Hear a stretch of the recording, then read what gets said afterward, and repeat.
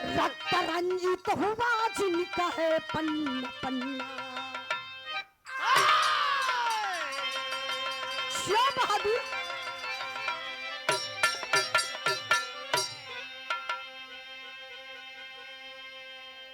आज बेरोजगारी से सारे लोग परेशान हैं, बिना मौत आप लोग मारे जा रहे हैं, चाहे वो रोटी के लिए, चाहे कपड़ा के लिए, चाहे जमीन के लिए, चाहे महंगाई से सारे लोग परेशान हैं। सरकार बड़ी बड़ी बात करती है, जगह जगह मंदिर बनवाने का काम कर रही है सरकार। हम आप लोगों से कहना चाहते हैं, मंदिर छोड़िए, मंदिर में दान करना छोड़ दीजिए, उस दिन इन लोगों को समझ में आ जाएगा। लेकिन हमारे गरीब व्यक्ति, गरीब भाई वही काम करते हैं। ये लोग अगर मांगना है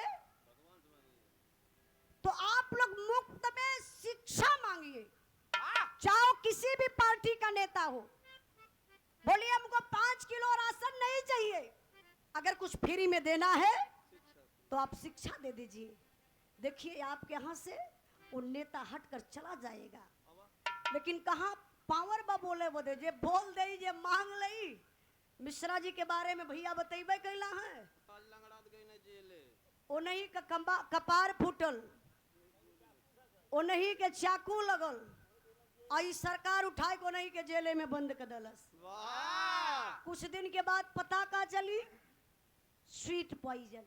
घबरा जिन अब गवैयों के नंबर आई गए भैया कौनो उम्मीद ना बा, इन निगाह पे जौने दिने चढ़ा लिया सुना तो कुछ भी कर सकेला। लेकिन मैं आप लोगों से कहना चाहती हूँ कि आप लोगों से बड़ा कोई नहीं है। जिस दिन आप लोग समझदार हो जाएंगे उस दिन तो सारा कमोए बन जाएगा। लेकिन करना क्या है, आप लोग 200 रुपए में, 2000 में आप लोग भटक जा रहे हैं। एक दिन वहां ऐसे कहा हो गया ना, अरे रिफाइनो मिलत है, तो हम कहली का करे लाकर तो पुड़ियो छनाए जाले। हम कहली कक्का पुड़िया छान के खा, और जब बेटवा सयान होई, जब तोहार मारी टंगरी टूटी, जब पूछी तोहार बेटवा के दादा पढ़ौला का है ना, तो कदिया पूरी छान के खात रहली। बतावा रिफाइन से आपके बेटा का पढ़ाई लिखाई होई। जिस दिन आप पढ़ लेंगे, लिख लेंगे, हम एक बात और आप लोगों से कहा है, जौने व्यक्ति के, जौने समाज के पीछे करे के बाद ओकर शिक्षा छीन ला, ऑटोमेटिक उस समाज पीछे हो जाई। गरीब का बेटा पढ़ ही ना पाई, गरीब का बेटा ना डॉक्टर बन पाई, ना इंजीनियर बन पाई, ना आईएएस बन पाई, ना पीसीएस बन पाई, ना दरोगा सिपाही बन पाई।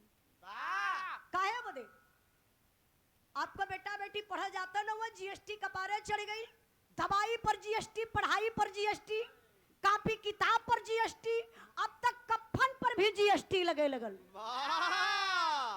और जल्दी सुतहो जीएसटी लगे वाली हो के करे सुतले पे मरद में हर इकट्ठा ढेर न रह पावे, काहे जनसंख्या कम चाहती है। एनहु का बात सही बा। कुछ दिन पहले एक नियम निकलल रहल कि जेकरे 2 लड़का रही है वह गांव का चुनाव लड़ी। हम ही सोचत हला कि जेकरे 1 लड़का न रही है वो पूरा देश और परदेश चलाई।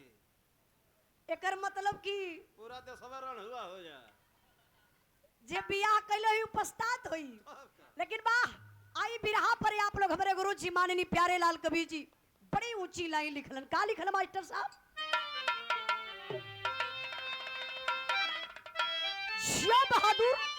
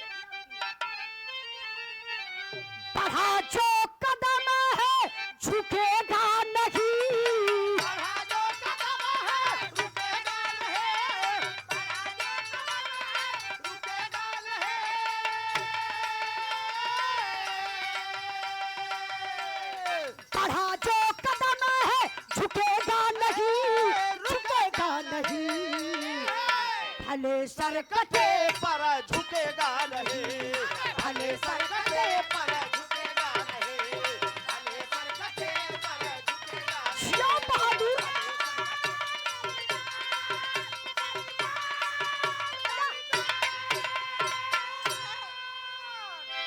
कहानी का शुरुआत बा, आप लोग कहानी पर ध्यान दी है, कहना बका वाली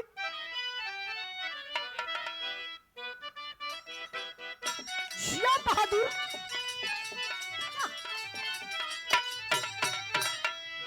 शादी जंग पे जो वीर लड़ने आता है, शादी जंग पे जो वीर लड़ने आता है, मौत चेहरा अपने शीश पर सजाता है।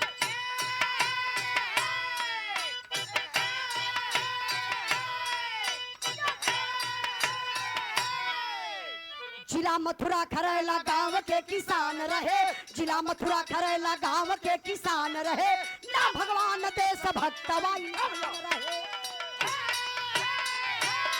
जियो बहादुर।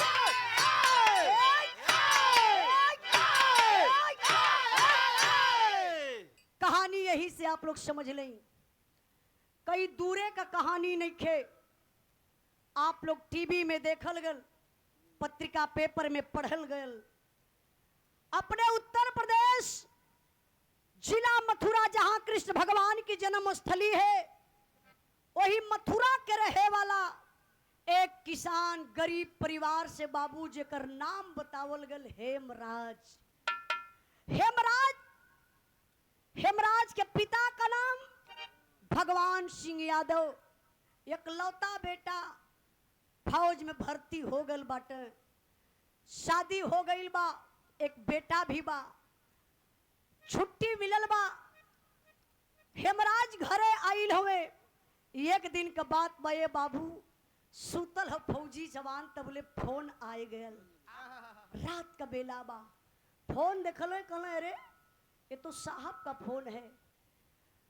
तुरंत फौजी जवान हेमराज फोन के रिसीव कैलन, बोलन जय हिंद सर। हाँ जय हिंद बेटा, ऐसा है कुछ फौजियों की जरूरत है, आपकी छुट्टी निरस्त की जा रही है, तुरंत गाड़ी पकड़ लीजिए और सीमा पर चले आइए।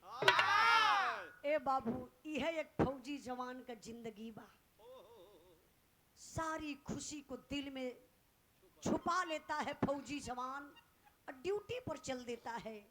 ड्यूटी कहाँ लगल बा? जहां हिंदुस्तान पाकिस्तान का बॉर्डर बा। जवान ड्यूटी पर तैनात तो होत का बा मास्टर साहब।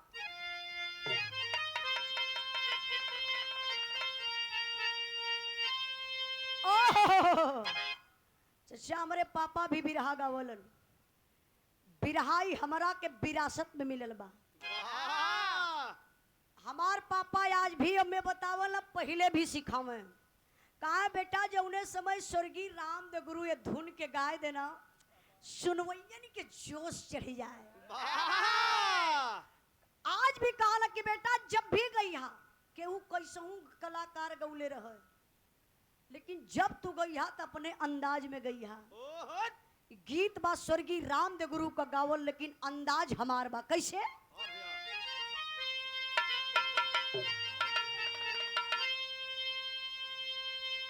आरा झोला निया का गुजावा, आरा झोला निया का गुजावा, अरे टूटल हो राजा जमनिया से गड़िया छूटल हो राजा, जमनिया से गड़िया छूटल हो बहादुर।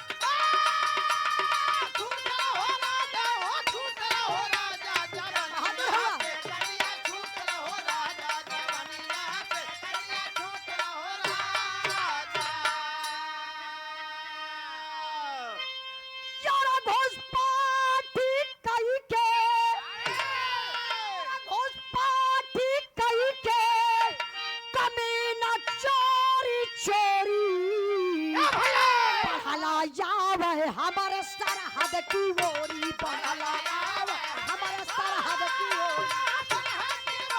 बहुत अच्छे।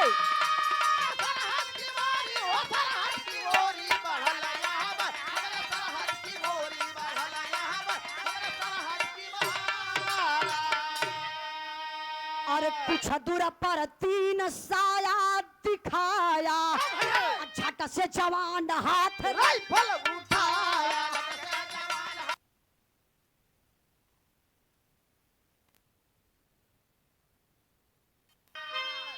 यारा दुश्मन हटा पीछे, अरे दुश्मन हटा पीछे कमरे बरोरी बढ़ल या भाई हमारा सरहद की ओर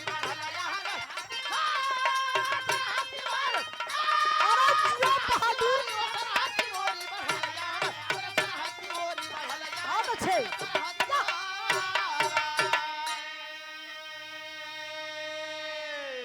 पारे हिंदुस्तान का फौजी जवान ओके ऊपर उठाना, हिंदुस्तान का फौजी जवान जेकर तावलगल बाबू हेमराज सुधाकर दोनों जवान ड्यूटी पर तैनात, तब तक कुछ आतंकवादी पापी पाकिस्तानी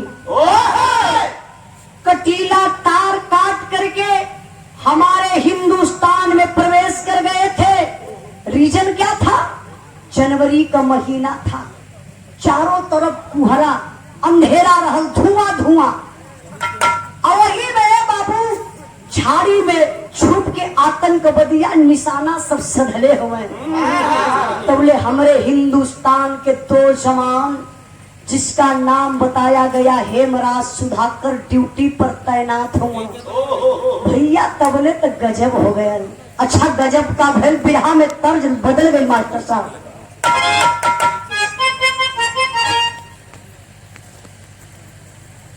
कैलाश में 200 रुपए का प्राम आवा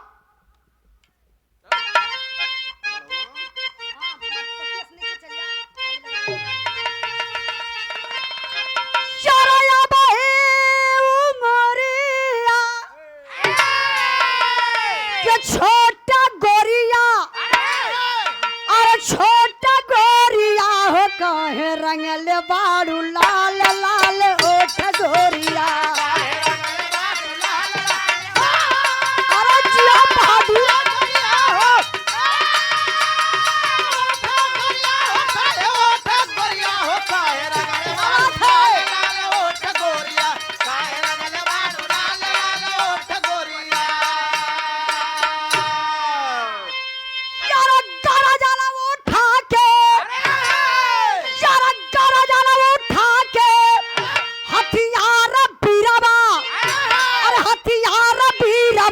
साथ सामने सुधाकर जुझार पीरवा बहुत अच्छे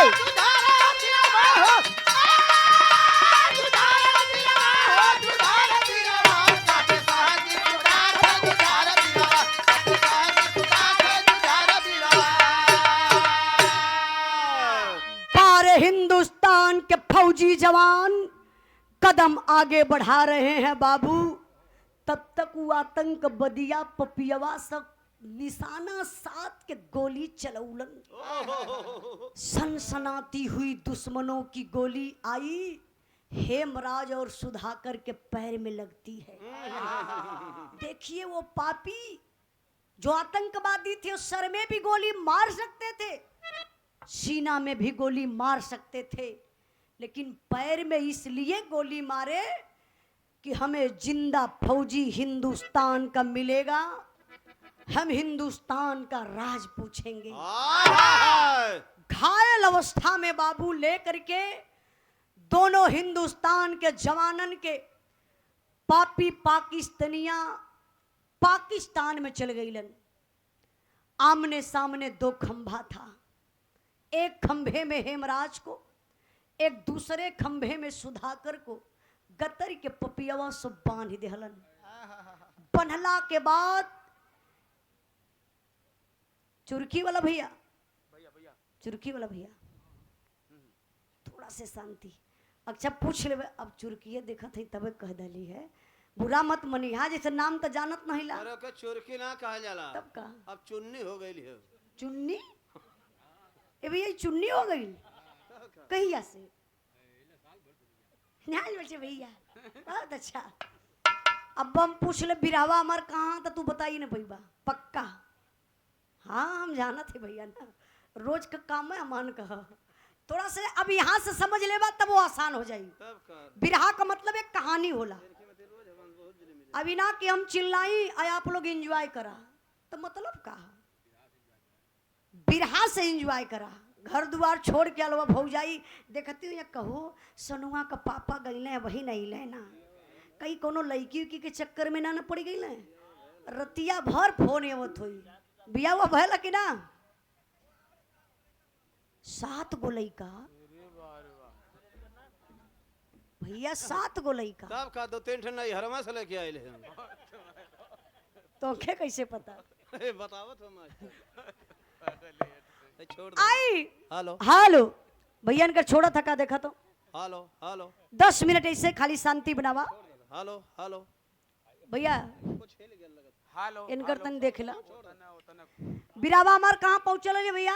हेलो हेलो हाँ खंभा में। एक रिकॉर्डिंग भी करत हो, सुनत भी हवा। इहे मतलब होखे के चाहिए। गवैये का जिम्मेदारी ना होले, सुनवैया लोगों का सबसे ज्यादा जिम्मेदारी होले। आप लोग अपन जिम्मेदारी निभा देबा, कार्यक्रम सफल हो जाई। देखी वो आतंकवादिया पापी पाकिस्तानिया कैलस का, एक खंभा में हेमराज के, दूसरे खंभा में सुधाकर के गतर के पपियवा बंधले बा। हाथ में एक चमचमाती हुई तलवार लेकर आया। काला ड्रेस में है, फुल काला ड्रेस, लंबी लंबी दाढ़ी, लंबा लंबा बाल, खून खार, लाल लाल आंखें, चमचमाती हुई तलवार लेकर आया और हेमराज के सामने खड़ा हो गया। सवाल कर दिया, बता दे हिंदुस्तान का राज, बचा ले अपनी जान को। 12 हिंदुस्तान का फौजी जवान, पैर में गोली लगल बा, लेकिन जवान गरज कर बोला, अरे डगले की औलाद, नहीं बताऊंगा हिंदुस्तान का राज। हम उस देश के पासी है जिस देश में गंगा बहती है। पपियवा कला सरे साला, इतना बड़ा हिम्मत, पाकिस्तान में है क्या तू समझ रहा है हिंदुस्तान है? मैं तुमसे हिंदुस्तान का राज पूछ रहा हूं और तू कह रहा है हिंदुस्तान की गंगा दिखा रहा है। तू क्या दिखाएगा भारत की गंगा? मैं दिखा देता हूं कि तेरे भारत की गंगा कैसे बहती है। खींच के तलवरिया चलौलस हो भैया, यह हेमराज का दहिनी बहिया काट लेलस। शरीर का बैलेंस ऐसे बिगड़ल जैसे टेबल से पानी फेंके हो, ऐसे यही बहिया से छर छर छर छर खूनवा निकलत बा। जमीनिया पर पौट गल खून। कल देख ले, यही है तेरे हिंदुस्तान की गंगा। अगर बता दिया होता तो तेरे साथ मैं ऐसा कष्ट ही नहीं करता। इतना कही के भैया हो लई के तलवरिया सुधाकर के तरफ चलल। खंभे में बधी हुई शरीर, कांप उठा जवान, आंख से आंसू आ गया। आवत बा पापी, पहले बाह के काटी। सुधाकर कला भैया मेरी बाह को मत काटना, मैं तुझे हिंदुस्तान का राज बता दूंगा। ये बतिया हेमराज सुनत रहलन। हिम्मत देखा वो जवान के कि पैर में गोली लगल बा, बाह कटल बा, लेकिन जिगर उतने जवान रखले बा। आवाज दिया जवान, बोला ना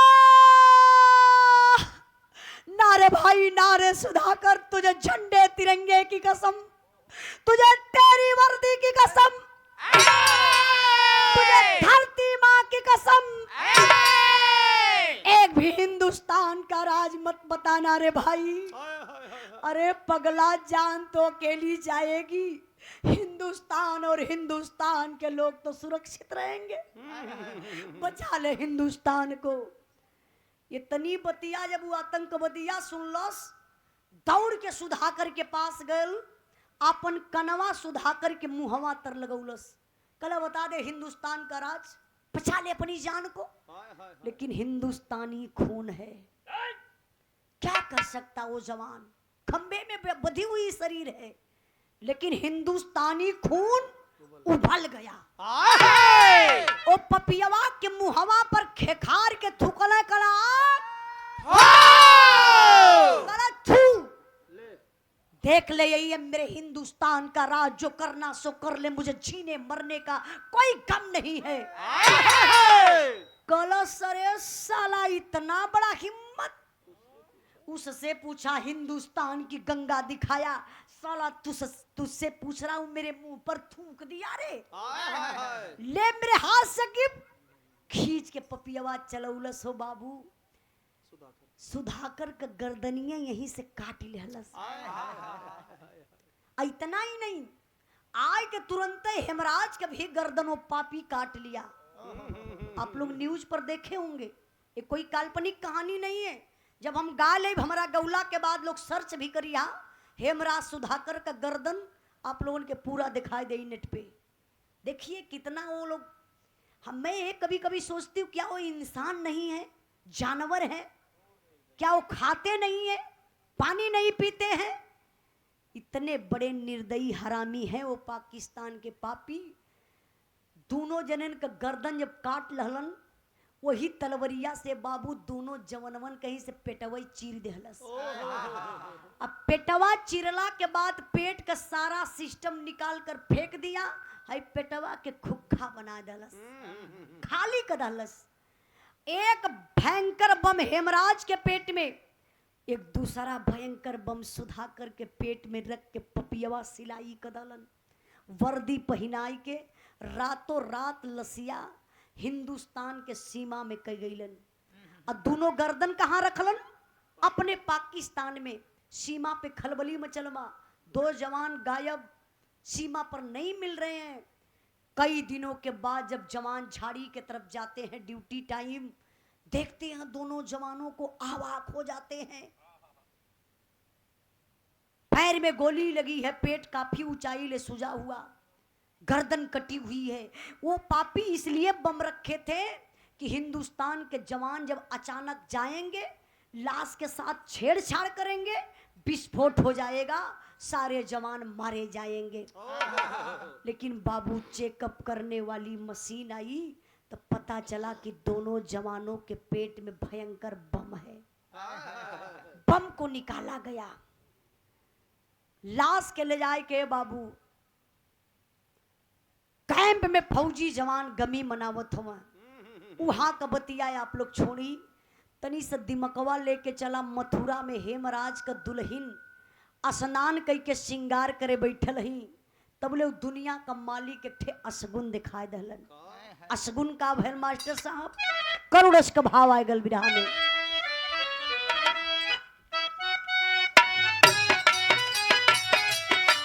ओहो, अरे गीता के हाथावा से गिरल डिबियावा हो, गीता के हाथावा से गिरल डिबियावा हो, गैला शनुरावा छिटाय हो।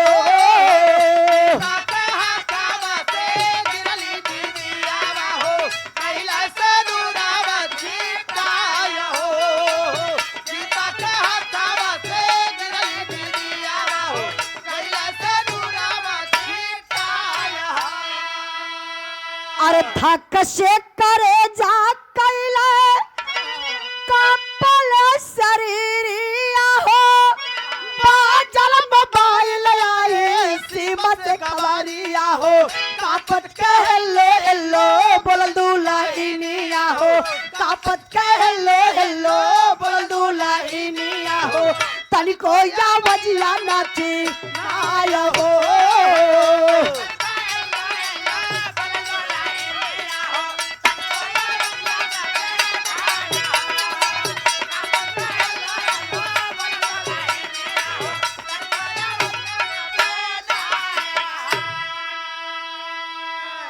ध्यान दी है बाबू, दुल्हनिया बेचारी बरवा चोटी कई के हथवा में सिंदूर लेके ऐसे मंगिया में लगावे गईली।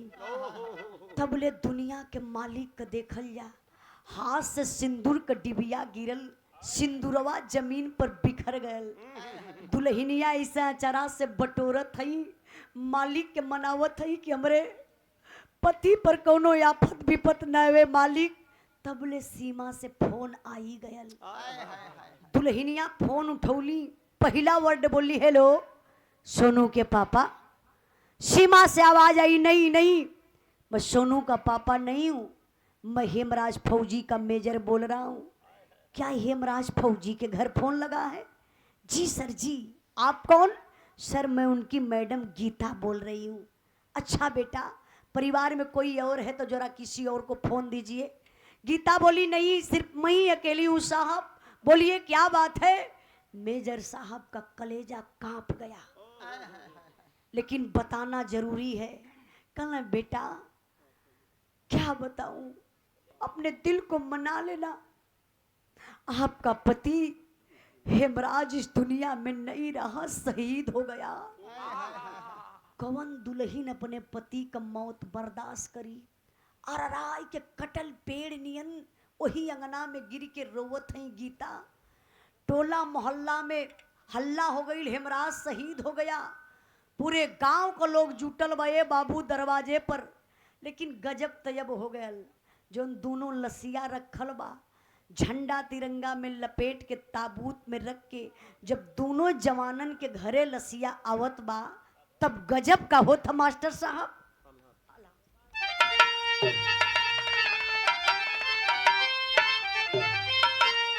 अरे दोनों बीरवन का लसिया ले आई के जवानवा बाबू।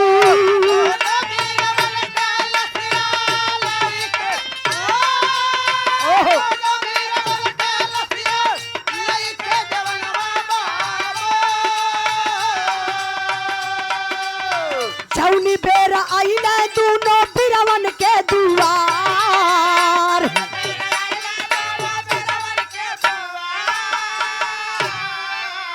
अरे गड़िया से लाश जबनी सारल बहरवा भैया।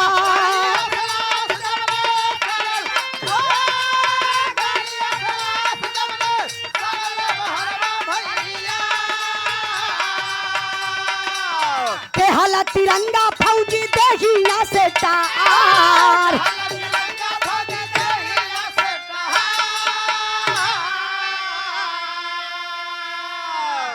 गौर करेंगे बाबू, जब ताबूत में रख के दोनों जवानन का लाश घरे आइल, लसिया पहचाने में नावत बा। गीता वही पब्लिक में हाथ जोड़ के घूमत यही के भैया ए मेरे पति की लाश नहीं है, किसी और की लाश से ले जाइए। किसी और के मांग का सिंदूर उजड़ गया। लेकिन बाबू हो पिताजी लसिया लेके बैठल ललन। गीता के पहचान करावत हो कि देख रे बेटा, अपना बेटा हेमराज है। यह पैर का कफन हटौले बाबू। हेमराज के बचपन का एक चोट लगल रहल पैर में। भैया खाली 1 मिनट और संभारा, बस 1 मिनट हमार बिराउर बा। पैर में चोट का निशान बाबू जब देखला दुल्हिया अरराई को ही लाश पर गिरली। गीता बेहोश हो गई। अंतिम संस्कार करने की बेला आई। हो बुढ़वा बाप से लसिया उठती ना बा। दुनिया का सच्चाई बा। कहल जाला, आप लोग कहेला कि जौना घर में बहन बिटिया हो जाली, घर में सयान अगर बहन बिटिया हो गई तो सर का बोझ बन जाली। लेकिन मैं बताना चाहती हूँ बिरहा के सुनने वाले भैया बाबू, अगर दुनिया में सबसे बड़ा कोई बोझ है ना, एक पुरनिया बाप के कंधे पर जवान बेटवा का जनाजा। कौन बाप बर्दाश्त करी हो? बुढ़वा बाप लसिया उठावत उठावत तबले कांप धलन। वही लसिया से सवाल कैले, कहले बिना राम के कैसे मन मनाइब रे बेटा। अरे बिना राम के कैसे मन मनाइब रे बेटा। आज बोझ बुढ़ौती में कैसे तोर उठाइब रे बेटा। हाय रे लाल बुढ़ाई में कमर तोड़ दले हीरा। शरीर बुढ़वा बाप का कांपत मत थाम ना पौलन। वही लसिया पर गिरले, बाबू बेहोश हो गईलन। हाय हाय कोई नहीं परिवार में रह गया अंतिम संस्कार करने के लिए।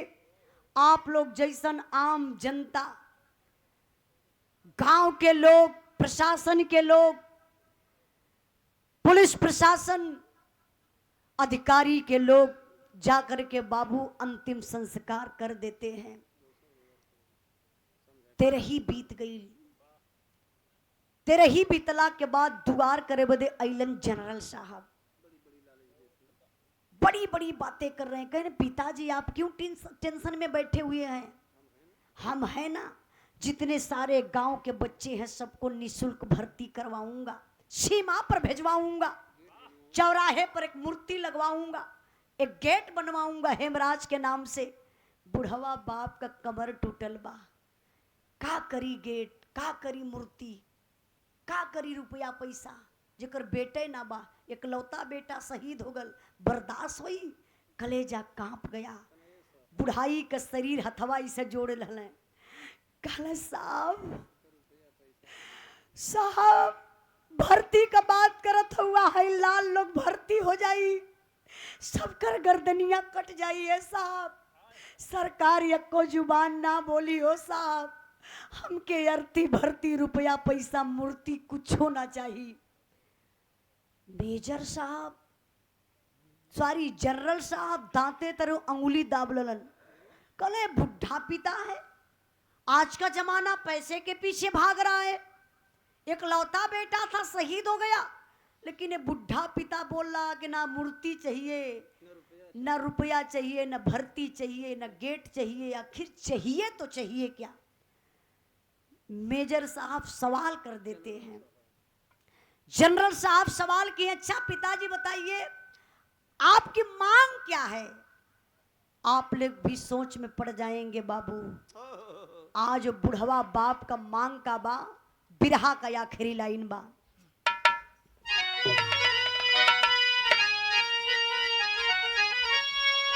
अरे धन दौलत सजाए ना हेराता कपिरवा, साहब जल्दी से मंगा धपटा कही।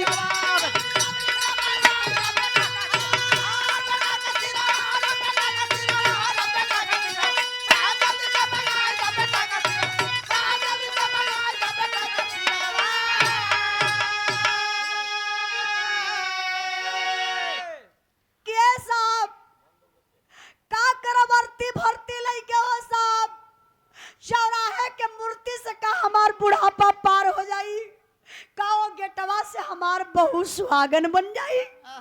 साहब हमके बस एक चीज चाहत बा, अंतिम दर्शन अपने लाल का कैल चाहत बनी। जबले जी अब तबले टीसी, काहे से हमारे हिंदुस्तान का दुश्मन पाकिस्तान बा, हमारे लाल का गर्दनिया वो पाकिस्तान वाला रखले बा। ए साहब हमारे लाल का गर्दनिया मंगा दा, एक बार अपने लाल के भरे के देख ले साहब। जनरल साहब चले गए, कोई विचार नहीं किए। लेकिन बिरहा के सुनने वाले भैया बाबू, मैं आप लोगों से कहना चाहती हूँ, एक बात आप लोग बताइए, भर्ती होता कौन है? आप लोगों को पता है? नहीं मालूम है, मैं बता रही हूँ। भर्ती कोई पीएम सीएम एमपी एमएलए का बेटा नहीं होता है। तो पीएम सीएम के लइकवा कहाँ में भर्ती हुई हैं? के पीएम सीएम है? मोदी और जोगी।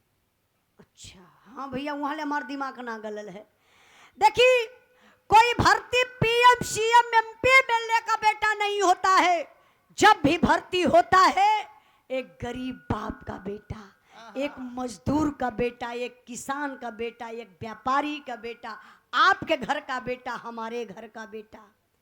इन नेता मंत्री का जाने, कोई ऐसा दिन नहीं है जिस दिन सीमा पर हमारे फौजी भाई शहीद ना हो, हमारे फौजी भाइयों की कोई सुनवाई नहीं होती है। अगर आज हम सुरक्षित हैं, आप लोग सुरक्षित हैं, तो हमारे फौजी भाइयों की देन है। अब आ जाए प्रधानमंत्री जी ना, तो इतनी पावर ना है कि वो अकेले चल ले। आगे आगे चली है तो 4 गो मशीन लगल रही कहीं बम न फिट हो।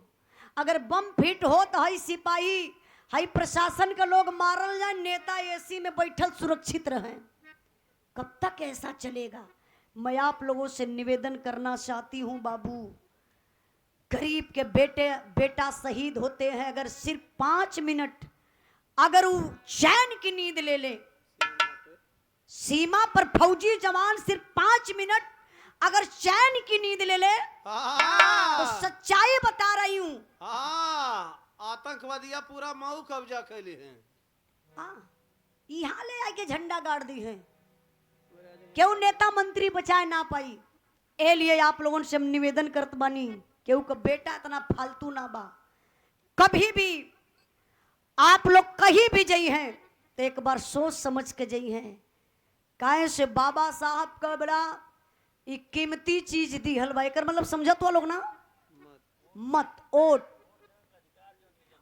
ओट देवे का जो अधिकार मिलल बा ई बाबा साहब का देन बा।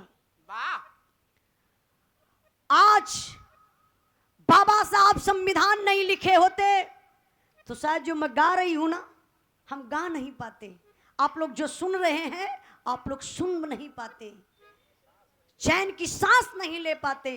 इसलिए मैं आप लोगों से कहना चाहती हूं, कभी भी जाइएगा वोट देने तो एक बार अपने दिल और दिमाग में सोच करके दीजिएगा वोट, ना कि 2000 रुपया मिल गया, 1 शीशी दारू मिल गल, केहू के वोट अपन दे के खराब कर दें। नहीं मेरे बाबू, आप बड़े मजबूत इंसान हैं, आपके अंदर बड़ी पावर है।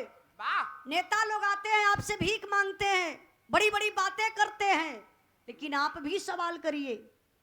बतिया तई बा गरीब झंडा लेके दौड़े लगी हैं राजेश भैया, ये लोग कब मंगवा ना कैलन। मैं फिर वही बात कह रही हूँ कि अगर मुफ्त में लेना है तो 5 किलो राशन मत लीजिए, मुफ्त में कुछ लेना है तो शिक्षा लीजिए। अभी एक दिन का बात बताओ थी, एगो मंदिर में दलित का बेटा गलल पूजा करे बदे, पुजारी के पता चल गल कि दलित का बेटा है, पकड़ के इतनी मार मरल सो जरत चैला से पिठिया का चाम उधर गल रहल, और रात भर मरल एक कोठरी में बंद करके। ओकरा बाद वो बच्चा के छोड़ने 3-4 दिन के बाद ओकर मौत हो गई। अभी हमारे आजमगढ़ में एक दलित का बेटा तरवा थाना में। अच्छा एक बात बताइए, कोई डोरी से फांसी लगा लेगा? जो नाड़ा होला डोरिया, और वो लैट्रिन वाले में, अच्छा लैट्रिन वाले में कहाँ इतना बड़ा उठा मिले, वो डोरी से फांसी लगा ली, लड़का मर जाई। कहाँ लैट्रिन में हुक कहीं रहा भैया? यह जाल बा, यह मदारी का काम बा। डमरू बजा देत बा, ताली बजाओ थाली बजाओ। देश के कोरोना का बतिया छोड़ा, देश के वो आजाद करत हो कि ताली थाली बजाए कि अपन जिया खा लोगन 5 किलो लेके। तो यह गरीबन का दिमाग बा। हम आप लोगों से निवेदन करब बाबू, हमार बिरहा गौले का मतलब ई भयल कि आप लोग अपने अपने बच्चन का भविष्य देखा। एक रोटी कम खइहा चली, कपड़ा फटहा पहन लिहा चली, लेकिन बेटी और बेटा की आप लोग उच्च शिक्षा जरूर दिया, क्योंकि बाबा साहब के किनारा है, शिक्षा वो शेरनी का दूध है, जो पीता है वही गुर्राता है। अगर आप पढ़ाई लिखाई नहीं करेंगे, आपके पास ज्ञान नहीं रहेगा, तो आप अपने हक की लड़ाई नहीं कर पाएंगे, शांति से बैठे रहेंगे। इसलिए मैं आप लोगों से आखिरी बात यही कहना चाहती हूँ, आप लोग जिस भी हालात में रहिए, कपड़ा फटा पहनने में कोई शिकायत नहीं है, कोई बेइज्जती नहीं है, लेकिन आपका बेटा और बेटी अगर पढ़ी लिखी नहीं है तो यहाँ बेइज्जती है। लोग यही कहेंगे रे सलवा के का बैठे लो बगल में बात करे के सहुरे न बा। तो ये लिए आप लोग विशेष ध्यान शिक्षा पर दिहल जाइए, अपने बेटी और बेटा का भविष्य जरूर बनावल जाइए। बिरहा का आखिरी लाइन कुछ गावे बजावे में अगर गलती भइल हुई तो आप लोग क्षमा करिया, चूंकि राजेश भैया राजनीतिक मंच ना कि हम लोग राजनीति का बात करी, लेकिन हक का बात तो हमेशा कहल जाई, चाहे जौने स्थिति में रहल जाए। अब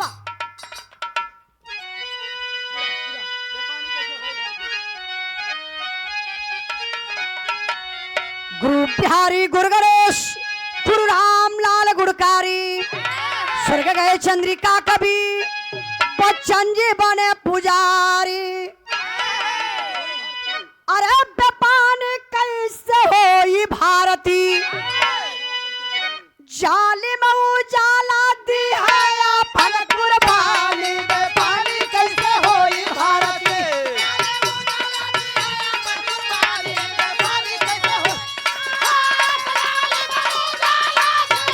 एक मिनट और बैठल रही आप लोग, एक मिनट और बैठल रही। हमारे राजेश भैया, हमारे अरुण भैया, नथुनी भैया भी आवत हैं। आखिरी में ये लोग हमान के भरपाई पूरा कर दिले। आप लोग बैठबा तब हमार फायदा होई। हाँ, नहीं तो आप लोग